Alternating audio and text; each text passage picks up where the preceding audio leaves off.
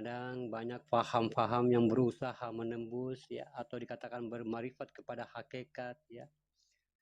Ya, bermarifat kepada hakikat-hakikat Allah, yang mana hasil hakikat itu, hasil dari marifat itu kadang-kadang tidak sesuai dengan apa yang dimarifatkan. Ya, tetap hasilnya sekedar bayangan, ya, sekedar rasa, ya, dan sekedar terharu kadang-kadang, ya, kadang-kadang sekedar terlintas. Ya, kenapa jadi begitu? Ya, apa sebetulnya marifat itu? Ya, jadi kenapa artinya dikatakan bahasanya marifat itu, ya, tapi kodratnya kodrat manusia. Nah, di sini ya kita harus sedikit paham ya, untuk juga diri saya sendiri dan teman-teman kita yang baru belajar juga, ya, kita harus mengerti ya, artinya harus kita menjadi arif billah, ya, orang-orang yang paham, ya. Apakah memang marifat itu membutuhkan kodrat manusia? Ya, atau memang ada marifat kepada Allah? Lalu saya katakan lagi, apa sebetulnya wujud marifat ini?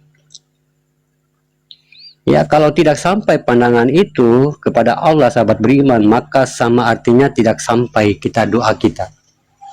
Ya, tidak sampai doa kita.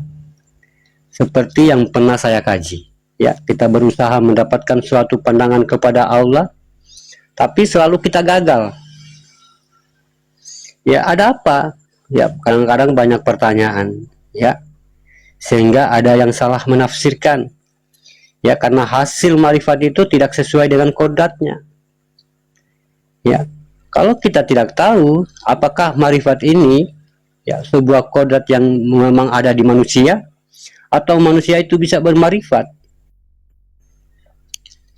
Ya, jadi sebetulnya sahabat beriman, marifat ya, kalau kita lihat artinya menyaksikan sesuatu, bermarifat pada sesuatu, ini ada alasan dengan kita merinding lah, ya, ada alasan kita melihat lah, ya, tapi tiap dilaksanakan besok beda lagi, ya, beda lagi, kadang-kadang sudah tidak terjadi lagi, ya,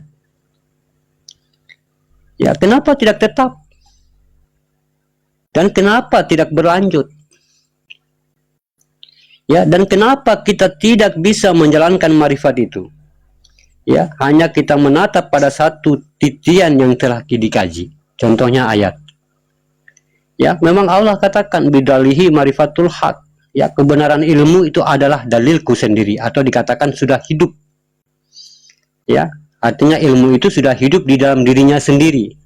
Itu yang dikatakan dalil ya, atau dikatakan kalimatul haq. Ya, keluar dari dalilnya yaitu ayat. Yaitu yang dikatakan hakikatnya. Nah, itu yang kebenaran ya, atau dikatakan ilmu yang sudah hidup di dalam dirinya. Itulah yang dikatakan dalam potensi kauli ya. Lalu apa itu kauli? Kauli itu sahabat beriman itulah kodrat.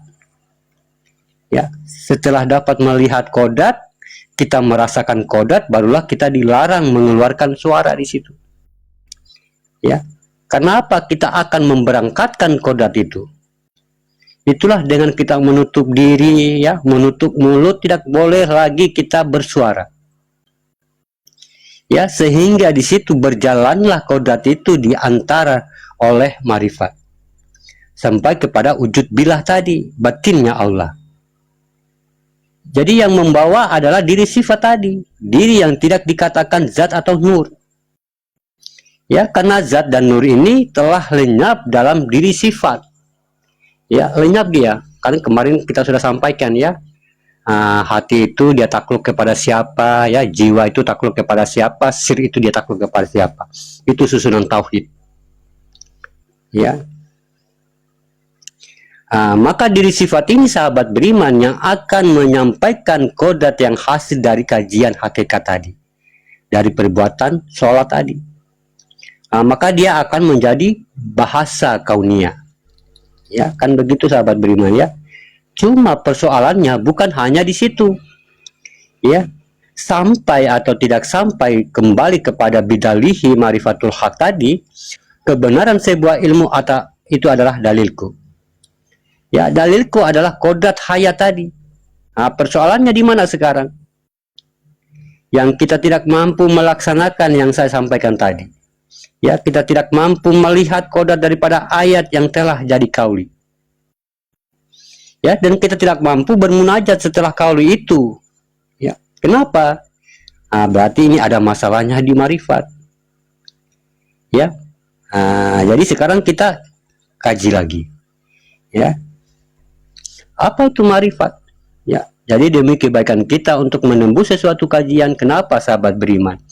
Ya, apabila kita tidak tauhid, tafrid dan tajrid sesuai apa yang kita kaji, ya, karena syarat dari syahadat itu kita tidak mampu menyatukan diri langsung pada yang satu. Ya, kenapa kita hanya memakai satu hayat? Ya, satu kehidupan. Ya, yakin di situ ya. Ya, tapi tidak memakai kodrat marifat. Ya, marifat itu punya kodrat. Ya, dan itu harus dipanggil. Ya, harus dihadirkan kodrat marifat itu dulu. Ya, hadirkan kodrat marifat sesuai jalannya. Nah, setelah dia masuk pada alam diri kita, apakah memang kita sebagai, artinya kita ini menanti kodrat marifat? Ini yang kita akan jelaskan. Kalau hanya kita yang menerima kodrat marifat, tidak ada sejarahnya. Ya, tidak ada sejarahnya manusia itu bisa bermarifat. Ya, tidak ada sejarahnya manusia itu bisa khusyuk dalam sholatnya. Ya, karena batasan kita adalah basar. Ya, basar itu adalah artinya dikatakan batasan kita. Artinya kita melihat. Ya, melihat saja. Ya, melihat hanya sebatas syarat, yaitu sebuah ayat. Ya, apalah daya kalau cuma melihat. Ya, sama halnya ada orang kecelakaan lalu kita cuma melihat. Ya, apalah daya kalau cuma melihat, kalau tidak menyentuh. Ya, melihat hanya sebatas syarat sahabat beriman, yaitu sebuah ayat. Ya, tapi begitu mata ini ditutup, ayat harus tetap terlihat, tapi sudah berupa kodrat. Ya, kita lihat ayat, umpamanya huruf ba, ya, kita sudah lihat hurufnya, ya. Nah, itulah kita basar di situ, ya. Itulah kita melihat di situ. Setelah itu kita tutup mata lagi. Kita harus melihat lagi di balik dia, di balik huruf ba ini. Di balik huruf ba tadi, di dalam huruf ba tadi ada apa? Ya, nah ini sudah butuh marifat. Ya, jadi kita harus paham, ya, bermarifat itu bukan kemampuan diri kita loh. Ya, makanya tidak pernah terjadi karena kita tidak tahu jalannya.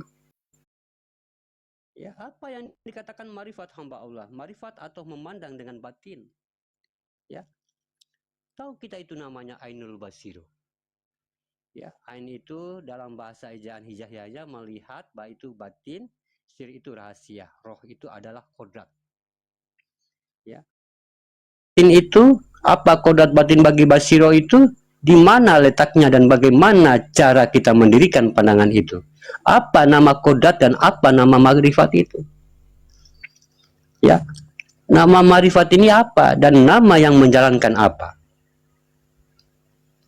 Karena dia sudah ada pasangannya, kalau kita tidak akan mampu para sahabat.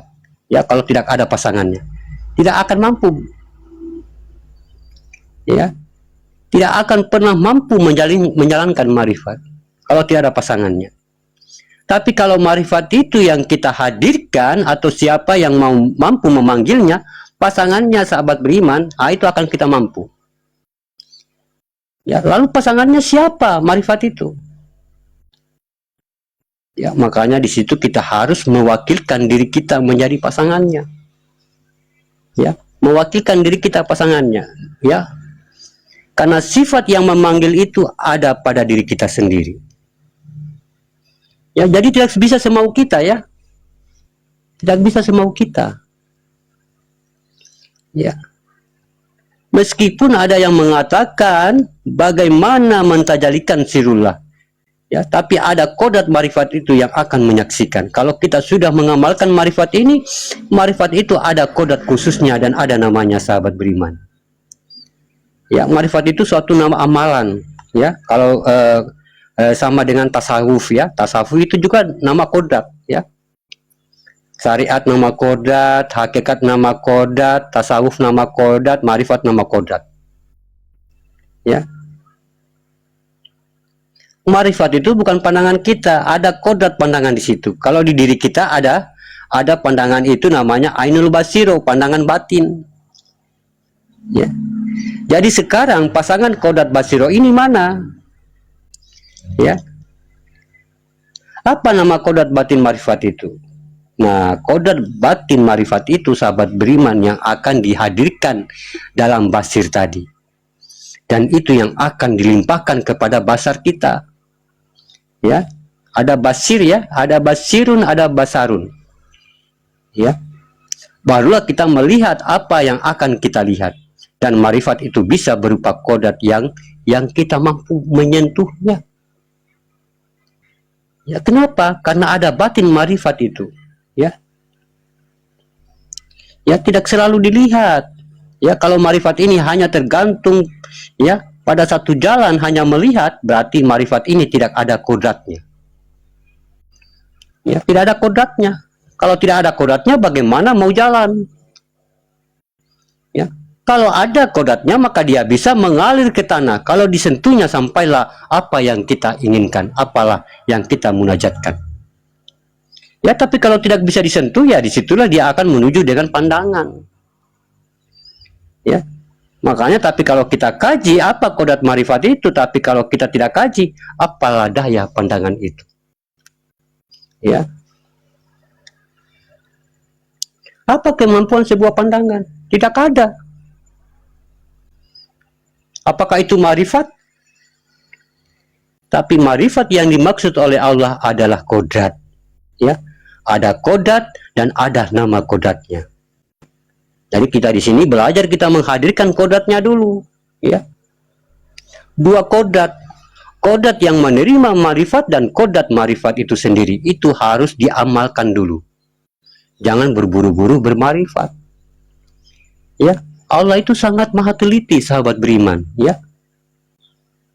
Contoh apa? Setiap yang ia jadikan hanya berupa pertanda dan rahasianya ada di tangannya sendiri. Ya, contoh Asmaul Husna, ya, kita katakan ada batin di dalam, berarti punya nama di.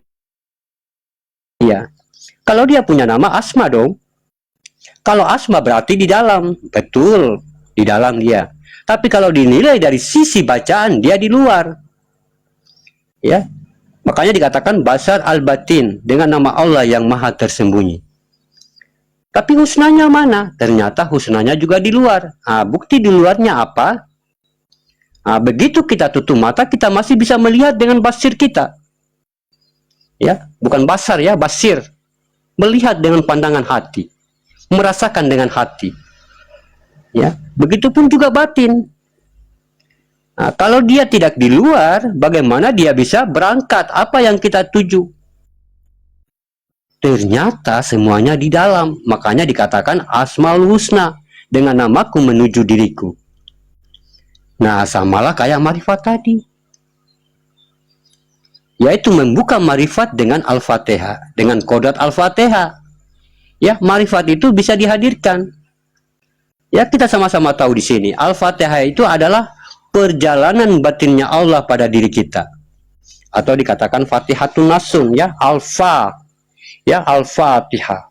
Ya, Fa itu batin, Ta itu tajali atau hidup, Ah itu adalah zat. Bertajali batin Allah kepada zatnya, itu Al-Fatihah.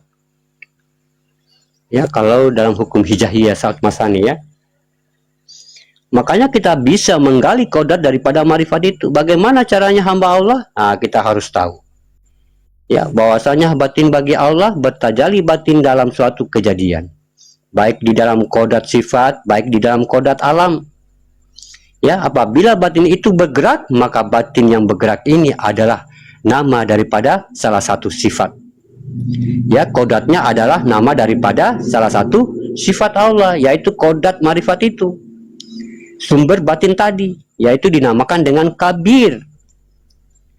Ya, makanya di situ sudah diterangkan di surat Al-An'am ya. Makanya surat Al-An'am itu yang dikatakan hakikat ya, hakikatnya, surat batinnya Allah. Makanya kajian ini timbul di surat Al-An'am itu. Ya, jadi kodat Al-Fatihah itu dinamakan kabir, atau dikatakan alam kabirau walhamdulillahi kasirau. Ya, kabir ini adalah nama salah satu sifat bagi Allah. Ya, tapi bukan sebuah alam. Ya, tapi dia sebuah kodat marifat itu bernama kabir. Ya, kalau kita masukkan di dalam diri kita, dikatakan dia alam kabir, ya, alam batin. Kalau kita mengatakan tentang hakikatnya marifat, dia dikatakan zat hamdu. Ya, zat hamdu menuju lillah, menguasai tubuh robil, ya, menguasai robil alamin, alam kita. Alhamdulillahi robbil alamin. Ya. Nah, itu bernama kabir, dan kodat menjalankan yang berhak itu menjalankan namanya batin Allah yang bertajali ini, yaitu kabir itu. Nah, kabir itu ada yang dikatakan jabar. Ya, ini yang dikatakan jabar atau dikatakan kabir. Waalaikumsalam warahmatullahi wabarakatuh. Ya, sifat jabar ini sifat memperjalankan. Ya, makanya contohnya kita sholat ya, Fatihah ini kan diri kita nih. Ya, Fatihatun Nasun ini diri kita. Ya, ini perjalanan sifat Allah dalam diri kita. Makanya ada Al-Fatihah dalam sholat. Nah, ini yang menjalankan Al-Fatihah ini siapa? Yang membawa. Ini kan kita sudah bertajali kepada Al-Fatihah ya. Makanya saya katakan lagi, ya, batasan manusia itu adalah zohir ya, tidak bisa kemana-mana. Ya, ini batasan, ini alam. Nah, tapi yang mampu menemui Tuhan itu adalah Al-Fatihah tadi, sudah hidup tadi. Ya, sudah hidup. Ini yang Al-Fatihah, ini yang sudah menjadi Al-Fatihatun Nasun, yang sudah menjadi diri kita, ini yang akan berjumpa dengan Allah. Makanya dikatakan Fatihatun Nasun. Nah, lalu dokarnya di depan siapa? Nah, ini yang kabir, sifat yang memperjalankan.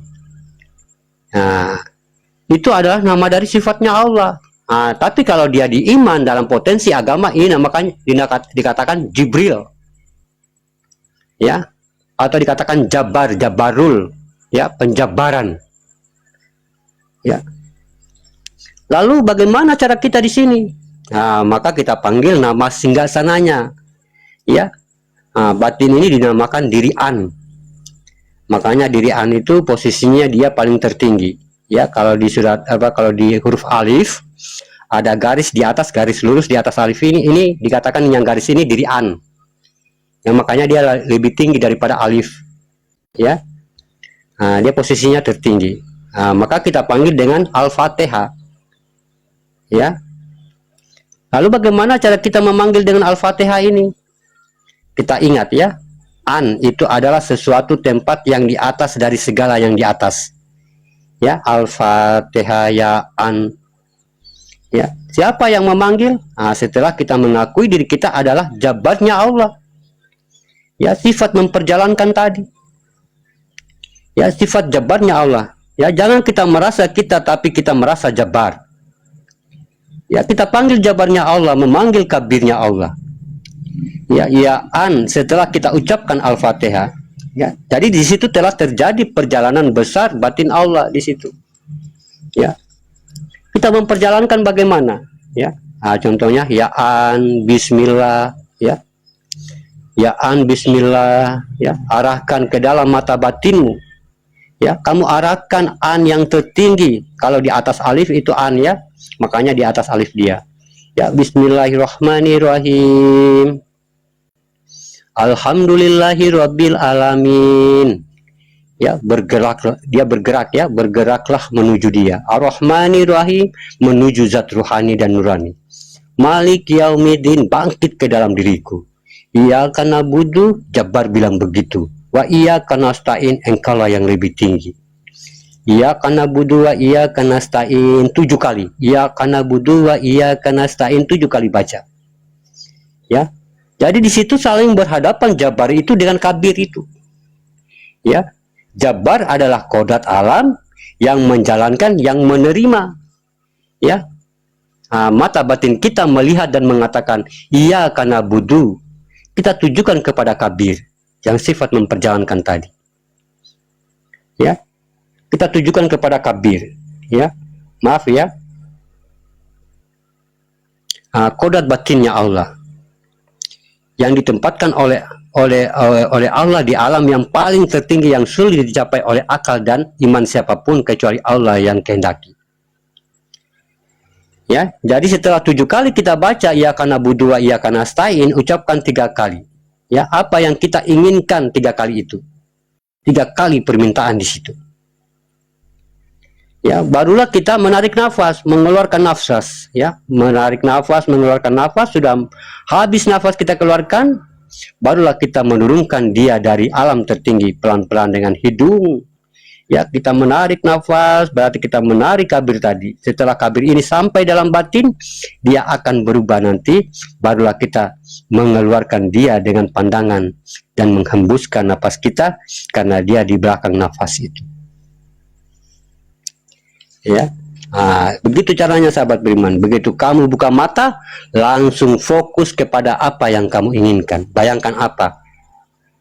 Ya, kamu ingin mengkaji apa? Ya, kamu ingin pengen apa? Mungkin ada masalahmu di dunia. Ya, baru kita teruskan setelah kita lengkapi dengan ihdinas siratal mustaqim. Menyatulah dengan kita. Ya. Begitu sahabat beriman ya. Bagaimana caranya sahabat beriman? Ini artinya biar lebih gampang ya. Ya. Ya-an ya. Ya-an ya. Dari awal ya, kita bisa mengamalkan ya. Mungkin kita ada hambatan dalam kehidupan kita, mungkin ada masalah dalam ekonomi kita, ya. Ini kalau kita mampu menyentuhnya sahabat beriman, ini akan tercapai apa yang kita hajat. Ya, ya'an bismillahirrahmanirrahim ya. Arahkan ke dalam mata batin. Ya, arahkan ke dalam mata batin, tapi usahakan di situ yang duduk adalah kodrat diri Muhammad semata. Ya, bukan kita yang duduk. Ya, bukan kita yang duduk di situ. Ya, kita di situ, kita perjalankan diri kita kepada yang dikatakan jabar tadi ya, sifat memperjalankan. Jangan kita merasa diri kita di situ. Ya, kita merasa diri kita adalah jabarnya Allah. Jabarnya itu dikatakan alam kabirau ya, batinnya Allah, atau dikatakan Muhammad. Ya, alam kabirau ya. Kita merasa batinnya Allah yang duduk di situ. Ya, jangan kita merasa diri kita yang duduk. Ya, bismillahirrahmanirrahim. Arahkan ke dalam mata batinmu ya, dalam rasa ya. Batin itu di sisi kiri, nyawa bagi kita, jantung. Ya, tapi bukan jantung itu ya, bukan jantung kasar, tapi memang makomnya di situ, markubah kalau dalam bahasa tasawuf. Ya, kamu arahkan an yang tertinggi ya. An itu diri yang halus. Ya, diri yang halus atau dikatakan ayan sabita, diri batin. Ya, bismillahirrahmanirrahim ya. Alhamdulillahirabbil alamin. Kamu memperjalankan dirimu di situ. Ya, bergeraklah dia ya. Kamu amati amati dirimu itu hidup sahabat beriman ya. Menuju zat rohani, kamu masuk ke dalam dan kamu keluarkan di nuranimu jasad ini. Ya, bahwa sesungguhnya ini sudah hidup, Malik Yaumiddin, bangkit ke dalam diri kita. Ya, kita memperjalankan Al-Fatihah itu di dalam diri kita, ya. Iya karena budu, Jabar bilang begitu, wa iya karena nasta'in, engkaulah yang lebih tinggi Tuhanku. Ya, iya karena budu 7 kali ya, wa iya karena nasta'in. Ya, kita memandang kabir dan kita memandang juga jabar. Ya, alam kabir, alam batin, jabar adalah kodrat kita. Berhadapan dia. Ya, kabir dengan jabar. Ya, kita hadapkan rasa kita ini. Bagaimana kita hadapkan? Ambil wajah kita ini, kita hadapkan dengan hati kita, dengan rasa kita. kita tenggelamkan wajah kita ini di dalam alam kabirau. Ya, kita tenggelamkan itu diri kita, itu wajahnya Allah, wajah hatu ya. Sudah berhadapan ya, Jabbar dengan Kabir di situ. Ya, Jabbar adalah kodrat alam, bagaimana dia menjalankan yang akan menerima juga ya, atau dikatakan di situ mata batin kita melihat dan mengatakan iya karena budu wa iya karena nasta'in. Ya, kita tujukan kepada Kabir, hati yang paling dalam, batin yang paling dalam. Ya, di alam kabirau, yang alam yang kosong, alam sukunia, alam gelap. Ya, kodrat batinnya Allah ditempatkan oleh alamnya Allah yang tertinggi, yang sulit dicapai oleh akal. Ya, setelah 7 kali baca iya karena budu wa iya karena nasta'in, baru 3 kali kita berminta di situ. Kita meminta apa yang kita inginkan. Ya, apa yang kita inginkan, barulah kita menarik nafas, mengeluarkan nafas. Ya, jangan sampai juga habis sih ya. Kita menurunkan pelan-pelan ya. Tarik dan hembuskan pelan-pelan ya. Tarik pelan-pelan dan kita hembuskan. Begitu kamu buka mata, langsung fokus kepada apa yang kamu inginkan, baru kamu sentuh batang badanmu. Ya, sentuh tubuhmu ya, sentuh entar tanganmu, sentuh. Ya, jangan cuma cukup kita memandang, tapi kita menyentuhnya. Ya, kita menyentuh, itulah hajat kita tercapai. Makanya saya katakan kalau cuma kita memandang, apalah daya memandang. Makanya para wali dulu dia mengatakan la ilaha illallah akan kulitku. Dia memandang kulitnya sambil dia merasakan, dia menyentuh kulitnya. Ya, itu dikatakan duduk di atas kulimahnya Allah. Ya, kalau istilah para wali-wali dulu ya, itu duduk di kunnya Allah ya, la ilaha illallah akan kulitku, sampai dia tidak terlihat lagi di situ, sampai dia tidak merasa dirinya lagi yang duduk di situ. Ya, sampai dia tidak lagi merasa dirinya duduk yang di situ, baru dia menyentuh kulitnya, akan kulitku. Ya, setelah kita buka mata, langsung kita fokus apa yang kita inginkan, yang kita bayangkan apa tadi yang kita minta. Ya, baru kita teruskan ya. Teruskan bacaan, kita lengkapi idina siratal mustaqim ya, sampai kita mengatakan amin. Amin itu diriku ya, diriku ya. Amin itu tenggelam di dalam hati sanubari, bahwa amin itu adalah diriku. Makanya awal adalah perjalananku, alif lenyap dalam huruf ba, akhir adalah diriku. Ya, al-amin atau dirimin ya. Dirimin itu namanya nama panggilan Allah ya, seperti al-zikri ya, itu nama panggilan saut basaninya Allah. Ya, ini saya sengaja buka sahabat beriman karena ada teman kita yang bertanya ya. Nanti Bang Tama sebentar ya, kita antri ya. Mungkin begitu, lanjut Abah Waskita atau Abah Sobo. Silakan.